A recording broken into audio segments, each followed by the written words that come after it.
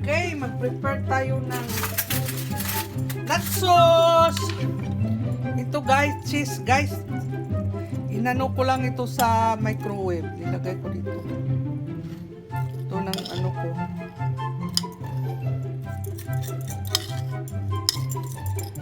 Nilagay ko sa microwave. Okay. Sobrang sarap yan. Ito guys, krema. Ang sarap ito guys. Ito, mayroon akong krema dito. Krema. Sour cream. Lagi dyan.